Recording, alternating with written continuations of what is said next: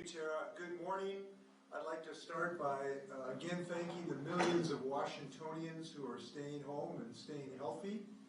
You are leading this effort as much as anyone, and the people are with this effort, and I am with the people. We know that.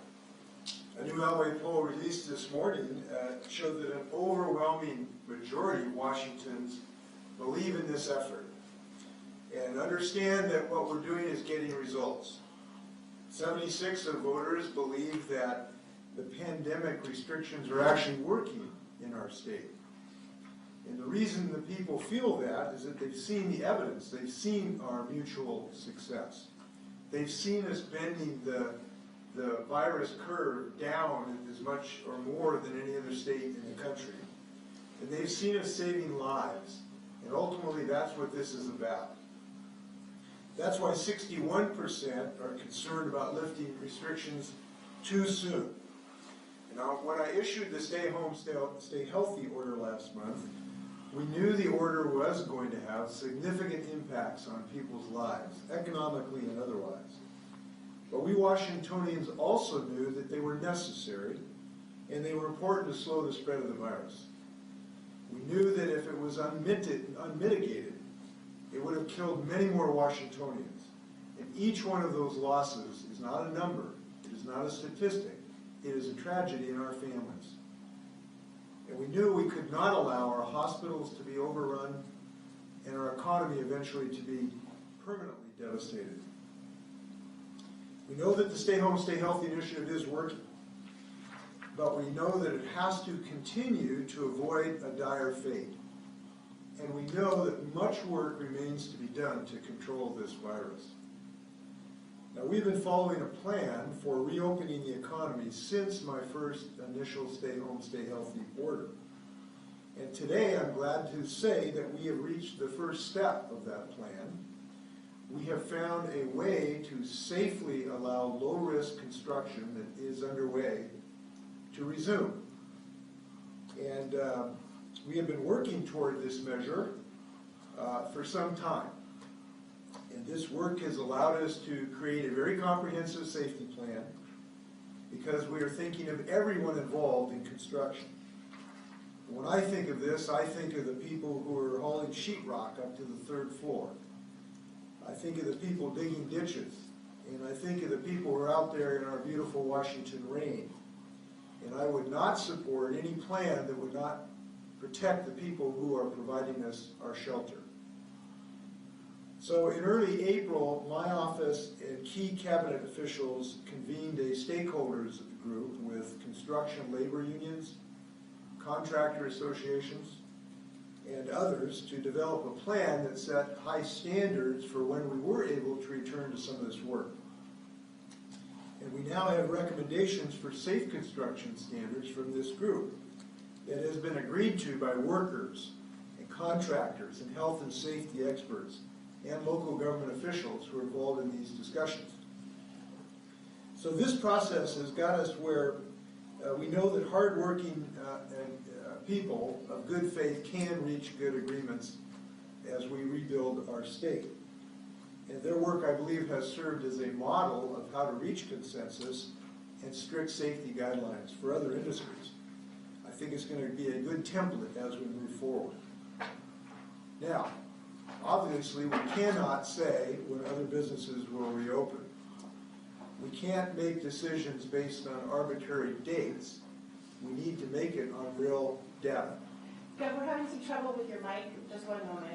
Thank you. Sorry about that. You mean people can hear me? We need people to hear you, yes. No, the problem is they can hear me. That's. I think they should be able to hear you now. How are we doing? Good. Better. Yeah. Okay. So what I'm saying is that obviously we cannot state unequivocally when other businesses could reopen because we can't make decisions based on arbitrary dates. We've got to make it on real data. So I want to reiterate that the day of reopening our whole economy certainly is not today. It would be way too dangerous, and all of our data shows that if we did this today, this virus would return with a vengeance. I'm pleased to be joined by 6 members of our Construction Roundtable Working Group. Greg Lane, Executive Vice President of the Building Industry Association of Washington. Mark Riker, Executive Secretary of the Washington State Building and Construction's Trade Council. Mike Ennis, Government Affairs Director of the Association of Washington Business. Josh Swanson, Government Relations at the International Union of Operating Engineers, Local 302. Dave DeHaan, Executive Vice President of the Associated General Contractors. And Matt Swanson, Political Director for the Pacific Northwest Regional Council of Carpenters.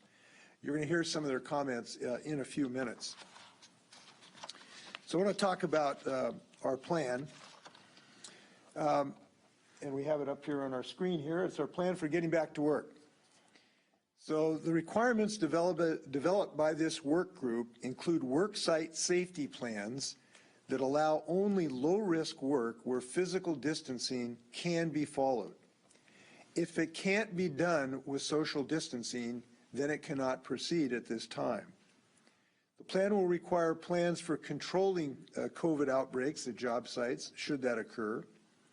It'll have notice on what work will be performed on site, and obviously a general obligation to keep a safe and healthy work site under state and federal law.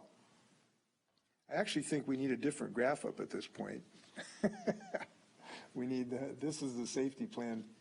Restarting low-risk construction.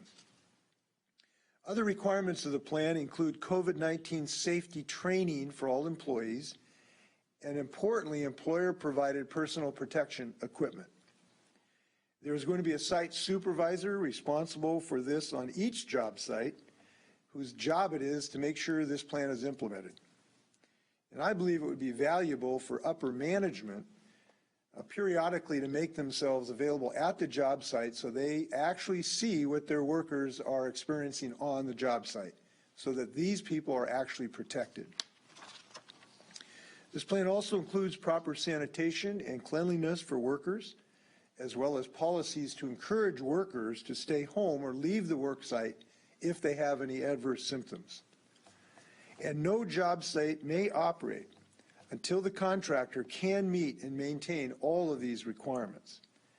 Workplace safety and health complaints can be submitted to the Department of Labor and Industries, and obviously, eventually work sites could be shut down if there's not compliance with these orders.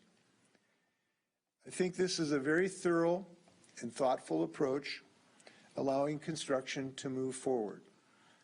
And I believe it is a very intelligent way to, on an incremental basis, return to our economy.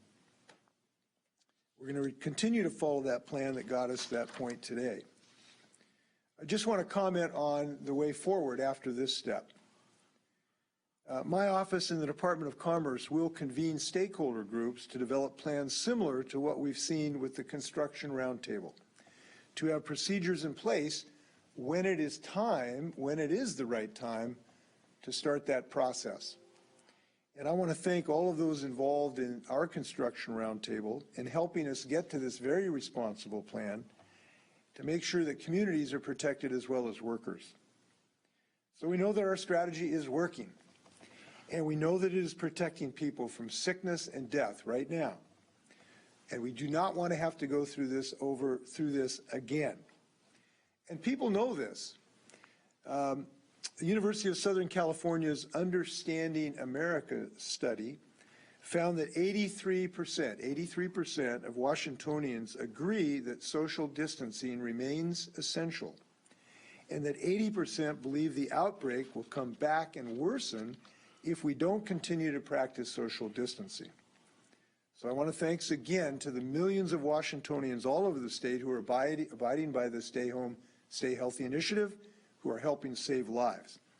Now I'd like to turn it over to a couple members of the working group who've been so effective in leading this effort. Mark Riker of the State Building and Construction Trades Council, representing hardworking people, and Greg Lane of the Building Industry Association of Washington.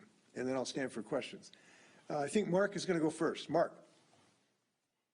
Thank you, Mr. Governor. Greatly appreciate the opportunity that you've given us and the leadership you've shown in letting industry professionals provide guidance and assistance to you in your difficult decision-making process.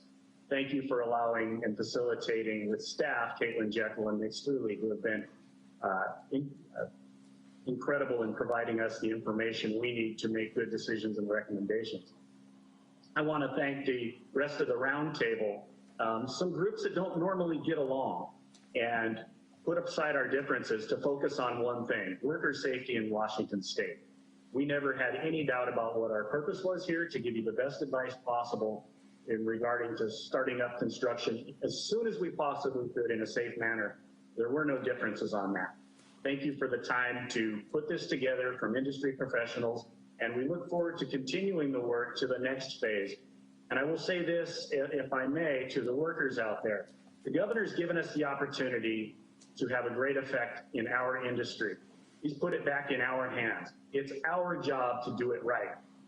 If we do it right, we'll move to the next step. If we do it wrong, we will be shutting ourselves back down through him. It won't be his fault, it'll be ours.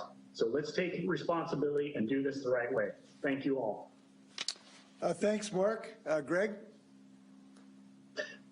Thank you, Governor. Good morning to everybody.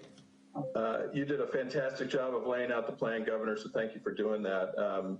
Speaking on behalf of BIW's 8,000 members, I can tell you that we in residential construction are very eager to get back to work. But we're also extremely committed to all of the requirements in this plan, because we know that that's what's necessary to keep our employees and their families and the public safe. So I really want to thank you, Governor, for putting this task force together. I want to thank you for the opportunity that I have had to serve on the task force, to have BIW be represented on it. This is, you know, as Mark alluded to, we come from very different organizations, but it really was clear from the first time we got together that we all agreed that safety was the highest priority, and it was our job to develop a plan that we knew would keep people safe on the job site. Once it was clear that we all shared that common goal of ensuring safety, it really didn't take us long to come up with what was necessary to protect our employees and the public. So, Governor, I'm really pleased that we can give you a list of safety requirements that I think you and the public can have confidence in, that we can get back to our job sites and prevent the spread of the disease. We at BIW know we all have to work together in this and to make it through this health emergency. And those of us in the construction industry, both commercial and residential, are committed to protecting our communities when we get back to the job site. We are excited to get back because we do have a housing shortfall in this state, a housing crisis in supply that we're eager to get back to addressing. There are about 200,000 units short in the state of Washington and meeting the needs of housing in our state's population. And the shortfall contributes greatly to more and more working families that are being priced out of the opportunity for home ownership. So we as home builders are excited. We're really pleased to get back to work. We're going to safely start addressing that housing shortfall again, and hope to make housing more affordable for everyone in Washington. So thank you very much.